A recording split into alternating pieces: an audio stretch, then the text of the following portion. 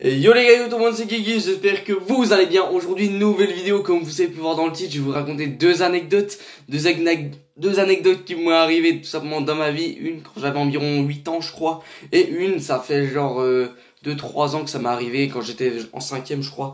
C'était pas cool aussi. La première s'appelle le vol du portefeuille et la deuxième s'appelle le cambriolage, voilà. Allez, je vous souhaite un bon visionnage. I'm a slave on a fire, the dark in need of light. Ok les gars, on est parti pour la première anecdote. Allez, c'est parti.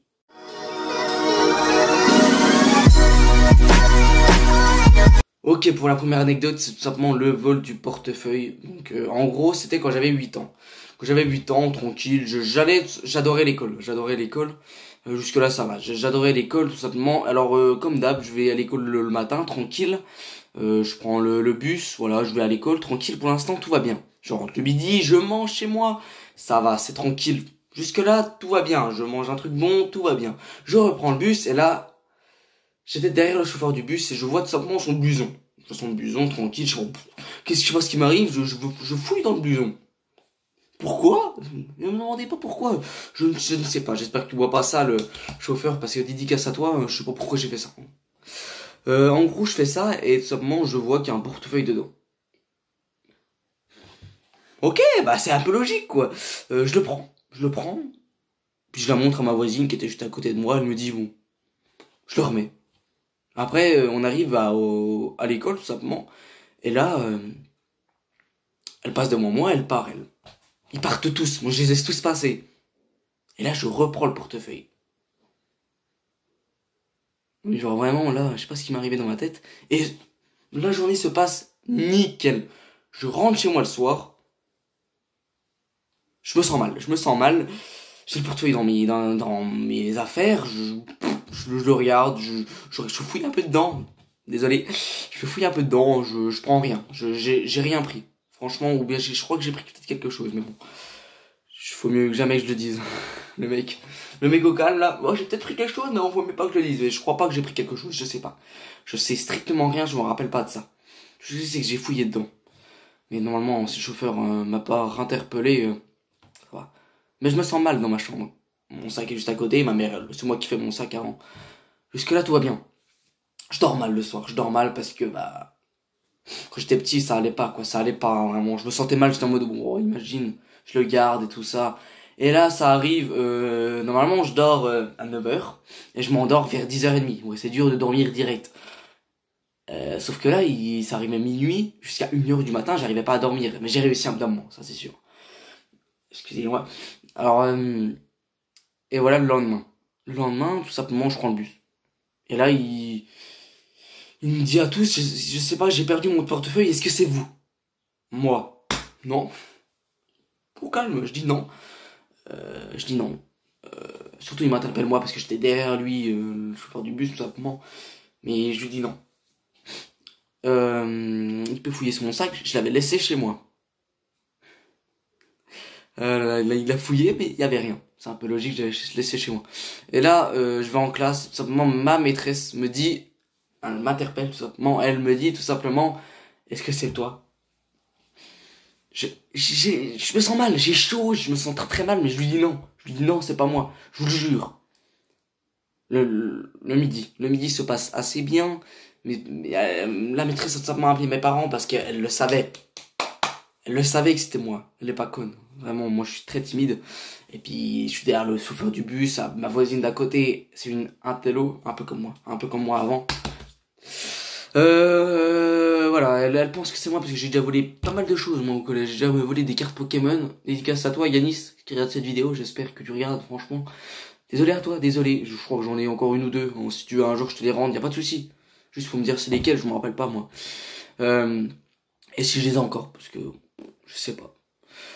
Dédicace à toi, hein, vraiment. En gros, voilà, elle sait que je vole pas mal de choses, et puis, bah, elle le sait, tout simplement, elle le sait, mais tout simplement, l'après-midi, elle se passe, on va dire, assez bien, et ça arrive le lendemain, et là, le lendemain, ça va pas, parce que le chauffeur du bus, il se fait arrêter par des policiers, et tout simplement, il doit avoir le badge de chauffeur de bus, ou je ne sais pas quoi, et il l'avait pas, il a dû payer, je crois, 50 € aux flics, à la police, tout simplement parce que bah il doit faire ça, tout simplement. Il doit avoir son badge de chauffeur, je sais pas quoi. Et non, il nous interpelle encore une fois. Il y a un moment, je vais prévenir les flics et puis ça va mal se passer. Moi, je deviens tout rouge, je suis mal. Il le voit pas parce que quand on est tout rouge, c'est à l'intérieur de nous. On se sent très très mal. Ça se passe mal. Ça se passe pas très bien cette journée. Vraiment, ça se passe pas très bien. Je me fais encore engueuler par mes parents. Moi, je leur dis non. Je leur dis non, je veux pas avouer. Je me dis, si j'avoue, je suis mort. Alors que pas du tout. Il va rien se passer, il y aura pas de flics, c'est juste pour me mettre la pression au maximum. Sauf que moi, je m'en fous. C'est ça le problème. Mais bon, ça arrive l'après-midi où je sais pas, je reprends ce fameux portefeuille et je le mets dans mon sac et je vais en cours. Pourquoi je le mets dans mon sac? Je me rappelle pas, tout simplement. Et je vais en cours et puis là ça arrive le KT le soir, le KT. Je vais aller au KT, ça, je me rappelle très très bien. Et tout simplement, j'ai balancé ce portefeuille à un endroit. Je sais pas comment, mais ma maîtresse, tout simplement, elle l'a retrouvé. Le pire, c'est qu'elle l'a retrouvé, tout simplement. Elle arrive au KT et elle dit à tout le monde qui sont là-bas, je sais plus exactement quoi, on a retrouvé le portefeuille, je sais plus ce qu'elle a dit exactement, mais en gros que elle savait que c'était moi, mais bon, elle voulait que je finisse la journée tranquille, je pense. Elle a juste me fait quand même déglinguer par mes parents, mais ça s'est tout bien fini. Le chauffeur du bus m'a rien dit. Il m'a rien dit. Comme si ce serait rien passé, juste mes parents ont payé ce qu'il avait payé, tout simplement, voilà. Bref, voilà, ça c'était la première anecdote, ça s'est fini bien. Je sais pas pourquoi j'ai balancé le portefeuille, mais vous imaginez même pas la tête, c'est en mode, j'ai fait quelque chose de mal. Et si je continue à l'avoir ce portefeuille, ça ira jusqu'au flic et ça va mal se passer. Allez les gars, anecdote suivante.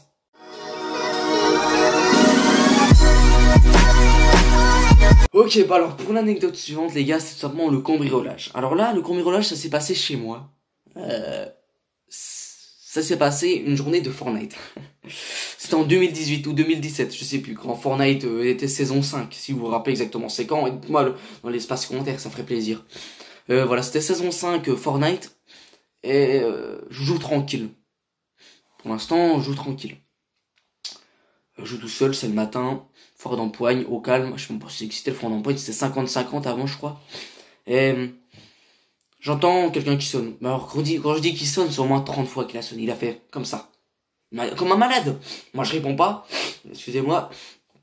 Moi je réponds pas, parce que bah c'est un peu logique quoi, je réponds pas à un inconnu. Parce que là tout va bien, il part. Moi comme d'habitude, quand une personne part de chez moi, je vais à la fenêtre et je vois c'est qui. Par derrière bien sûr.